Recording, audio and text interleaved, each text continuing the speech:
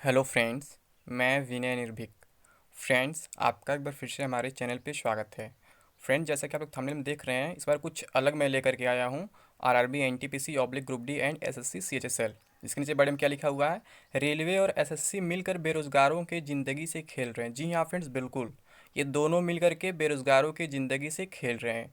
और इसके जिम्मेदार फ्रेंड्स आप खुद हैं। जी हाँ फ्रेंड्स, हम आप खुद हैं जो इन्हें ऐसा मौका दे रहे हैं। अब आप लोग को ऐसा लगेगा कि ऐसा मैं क्यों कह रहा हूँ, कैसे हम आप जिम्मेदार हो सकते हैं।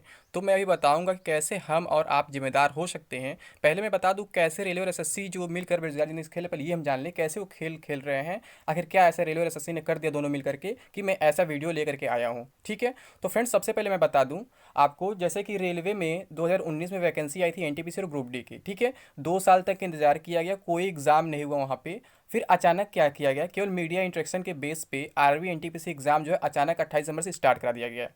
ठीक है, और उससे पहले कोई ऑफिशियल नोटिस नहीं दिया गया। जैसे कि नॉर्मली रेलवे हमेशा 1 महीने पहले कोई ना कोई नोटिस दे देता है। आपको मालूम है 15 दिसंबर को जो एग्जाम हुआ था, 15 दिसंबर स्टार्ट हुआ था, 15 से 18 दिसंबर तक, वो RRB ministerial and isolated categories का, उसका जो है ऑफिशियल नोटिस 31 अक्टूबर को ही आ गया था कि हाँ, हम मिनिस्ट्रियल एंड आइसोलेटेड कैटेगरीज का एग्जाम 15 से 18 दिसंबर के बीच कराएंगे। ठीक है, लेकिन यहाँ पे क्या हुआ, अभी जो एनटीपीसी एग्जाम 28 दिसंबर से स्टार्ट हुआ था उसका कोई ऑफिशियल नोटिस नहीं आया था। केवल मीडिया इंटरेक्शन में बोल दिया गया कि हम 28 दिसंबर से आपका एनटीपीसी एग्जाम कराएंगे जो मार्च तक चलेगा, और जस्ट उसके बाद ग्रुप डी स्टार्ट हो जाएगा। ठीक, तो इतनी बातें मीडिया इंटरेक्शन में बोली गई, तो वहाँ पे 28 दिसंबर से एग्जाम स्टार्ट करा दिया गया। और वही मीडिया इंटरेक्शन हुआ कब? 1 दिसंबर को, महज 27 दिन पहले। लेकिन उस पर कोई कैसे विश्वास करे, क्योंकि इससे पहले लगातार कई मीडिया इंटरेक्शन हो चुके थे और इससे पहले लगातार कई डेट्स दिए जा चुके थे, लेकिन एक भी ऑफिशियल साइट पे नोटिस नहीं आया कि हाँ एग्जाम्स इस डेट से होंगे। इसलिए कभी किसी को विश्वास नहीं हुआ। मैंने भी लगातार मना किया कि फ्रेंड्स 28 दिसंबर से एग्जाम नहीं हो पाएगा, क्योंकि रेलवे के इतिहास में आज तक कभी ऐसा नहीं हुआ है कि बिना ऑफिशियल नोटिस दिए अचानक एग्जाम करा दे।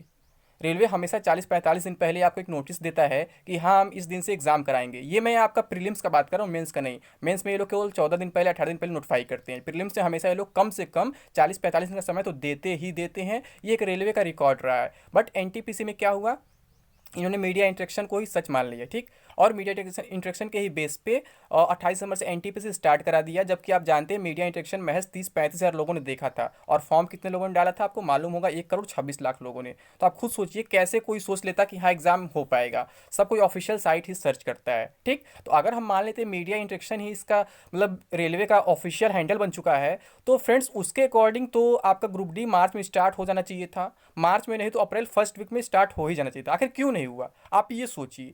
क्यों युवाओं के साथ धोखा किया जा रहा है, क्यों दो बात किया जा रहा है एक साथ।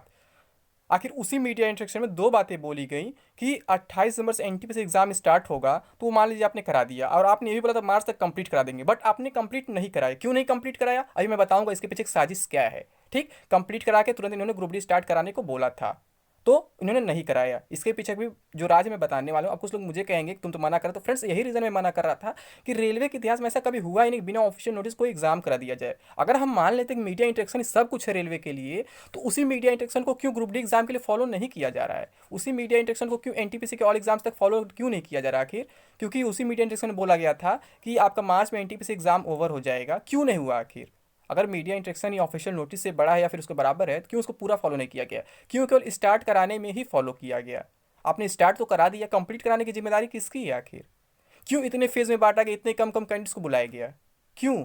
आखिर वही डिवाइडेड रूल का तो नियम चल रहा है यहाँ पे, जो मैं आपको शुरू से बोल रहा था कि रेलवे जानबूझ के ऐसा करता है। अब आप लोग कहेंगे हम लोग डिवाइड रूल में नहीं बटे हैं, हम लोग एक दूसरे से सपोर्ट कर रहे हैं। अगर आप एक दूसरे का सपोर्ट करते फ्रेंड्स, तो जो एनटीपीसी 6 फेज का सेंटर गया था इतना दूर दूर, 1000 किलोमीटर 1200 किलोमीटर, तो कभी नहीं जाता।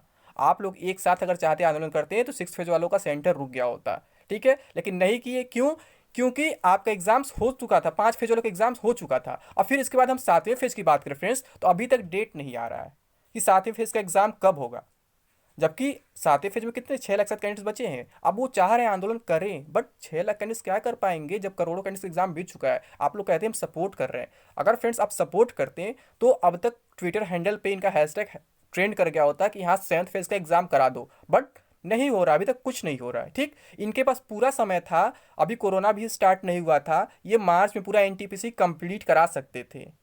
मानते ग्रुप डी नहीं कराए, मान लीजिए कोरोना आ गई इस वजह से न कराए हो, ठीक, तो इनको एक नोटिस जारी करना चाहिए या फिर एक मीडिया इंटरेक्शन जारी करना चाहिए था और बताना चाहिए था कि हाँ हम कोरोना की वजह से अभी ग्रुप डी का एग्जाम नहीं करा पाएंगे, उसमें थोड़ी देरी होगी। आप इन्फॉर्म क्यों नहीं किए? किसी भी ऑर्गेनाइजेशन का एक रूल होता है, अगर वो कोई डेट घोषित करता है, किसी कारणवश पोस्टपोन होता है, तो उसका एक नोटिस जारी किया जाता है फिर से कि हाँ हम कुछ अनअवॉइडेबल रीजंस के कारण जो है इस एग्जाम को पोस्टपोन कर रहे हैं। बट यहाँ पे क्या, ये लोग शांति बना लिए हैं पूरा दिसंबर में मीडिया इंटरेक्शन के बाद जो हुआ, तो उसके बाद से कोई मीडिया इंटरेक्शन इस बात पे नहीं हुआ है कि एनटीपीसी एग्जाम क्यों अभी तक कंप्लीट नहीं हुआ, ग्रुप डी एग्जाम क्यों अभी तक स्टार्ट नहीं हुआ। जबकि कभी ऐसा कहीं होता नहीं किसी डिपार्टमेंट पे कि आप नोटिस दे एग्जाम 28 तारीख को होने वाला, फिर 20 तारीख को होने वाला, अगर पोस्टपोन हो जाए अचानक तो उसे बिना बताए छोड़ दिया, ऐसा कभी नहीं होता है। यहाँ पे क्या कोई इन्फॉर्मेशन नहीं अभी तक कि सेवन्थ फेज क्यों नहीं हो रहा है, ग्रुप डी कब होगा वो क्यों नहीं हुआ बताए हुए डेट पे, ऐसा कोई इन्फॉर्मेशन अभी तक नहीं है।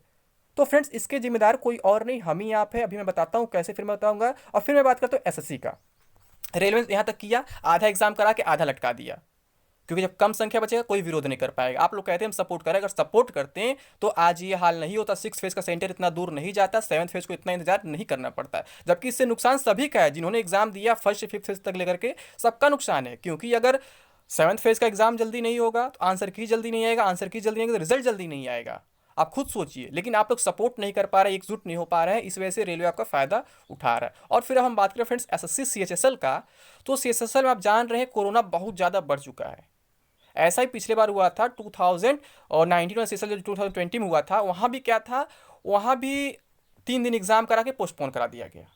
ठीक, वहाँ भी कोई विरोध नहीं कर पाया, और आपने देखा उसका कितना इफेक्ट पड़ा। बाद में जब अक्टूबर में एग्जाम कराया गया, अक्टूबर वालों का मार्क्स नॉर्मेशन में इंक्रीज हो गया, जिनका मार्च में उनका डिक्रीज हो गया। सेम यहाँ भी प्रोसेस चल रहा है। अगर इनको पोस्टपोन करना है तो अभी क्यों नहीं कर दिए। यहाँ भी डिवाइड एंड रूल चल रहा है, कुछ लोग एग्जाम करा देंगे क्योंकि कल तो कोई नोटिस आया नहीं पोस्टपोनमेंट का, और मैं बोला था कम से कम 2 दिन पहले नोटिस देंगे ही देंगे। अगर कल रात तक नोटिस नहीं आया, यानी ये तो श्योर हो गया कि 12 तारीख वाला एग्जाम होगा।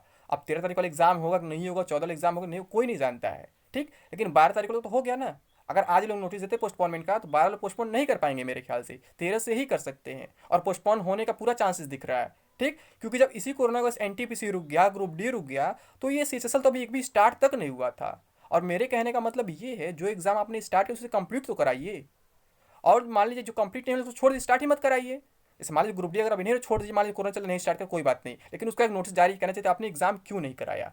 और यहाँ पे क्या हो रहा है सीएसएसएल में ये हो रहा है फ्रेंड्स, इन्होंने स्टार्ट तो करा दिया, अब फिर आप देखना कंप्लीट तो करा नहीं पाएंगे। आप सभी लोग जानते हैं पिछले बार की तरह होगा यहाँ पे, तो यहाँ भी नॉर्मेशन में इफेक्ट पड़ेगा, रेलवे के एनटीपीसी एग्जाम में भी नॉर्मेशन पे इफेक्ट पड़ेगा, और यहाँ तक ग्रुप डी एग्जाम में भी यही इफेक्ट पड़ने वाला है। वैसे ग्रुप डी में आपको मान लीजिए कोई एग्जाम स्टार्ट नहीं हुआ एक भी दिन का, तो वहाँ चल जाएगा, लेकिन इससे क्या होगा, सरकार नौकरी देना नहीं चाहती, इसीलिए वैकेंसीज को लटका रही है, आधा एग्जाम करा रही है, आधा नहीं करा रही है। अगर आपको कराना तो पूरा एग्जाम एक साथ कराओ, या फिर बिल्कुल कराओ ही ना, पूरा पोस्टपोन कर दो एक साथ, जैसे ग्रुप डी में हुआ है। लेकिन उसका नोटिस नहीं जारी किया गया अभी तक कि हाँ एग्जाम अभी नहीं होगा या फिर कब होगा, कुछ बताया नहीं गया है, जबकि ऐसा कभी होता नहीं था आज तक। तो इसके जिम्मेदार कौन है, हम आप। कैसे, अब मैं बताता हूँ क्यों फ्रेंड्स। क्योंकि हमारे देश में जानते हैं कि नेताओं का ही बोलबाला है, वर्चस्व है। यही नेता दिन में खुद रैली करते हैं, 2-2 लाख की भीड़ जमा करते हैं, और यही नेता शाम को बोल रहे हैं कि 2 गज की दूरी और मास्क जरूरी, ऐसा बोल रहे हैं। आपने रोज देख रहा है, ठीक है।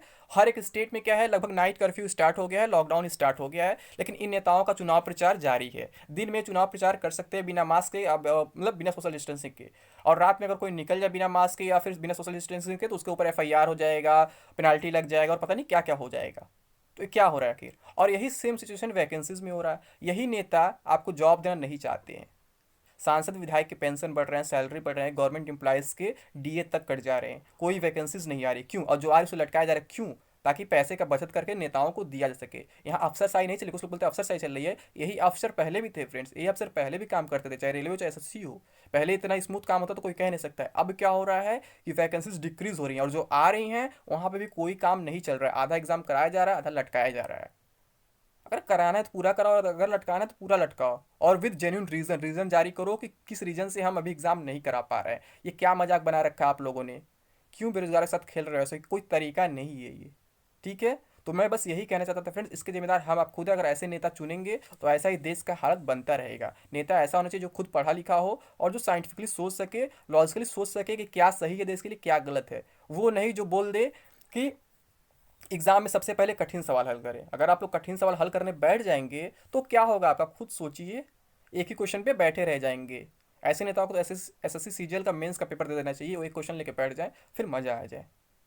तो फ्रेंड्स आप समझ सकते हैं क्या चल रहा है, इसके जिम्मेदार हम आप खुद हैं। और एसएससी सीएचएसएल जो है एक दिन का तो पोस्टपोन नहीं होगा, कंफर्म हो चुका है। बाकी देखिए क्या होता है 13, 14, 15। और एनटीपीसी में भी यही हाल चल रहा है। आप लोग को सपोर्ट करना होगा 7th फेज वालों का, ताकि रिजल्ट आ सके जल्दी। अदरवाइज आप ऐसे ही घूमते रह जाएंगे, कहीं कुछ होने वाला नहीं है। तो फ्रेंड्स बस इसी के लिए मेरा ये वीडियो था, यही मेरा मकसद था बताना कि यहाँ पे क्या चल रहा है, उसके जिम्मेदार कौन है। ठीक है, तो अभी के लिए बस इतना ही। Thank you. जय हिंद, जय भारत।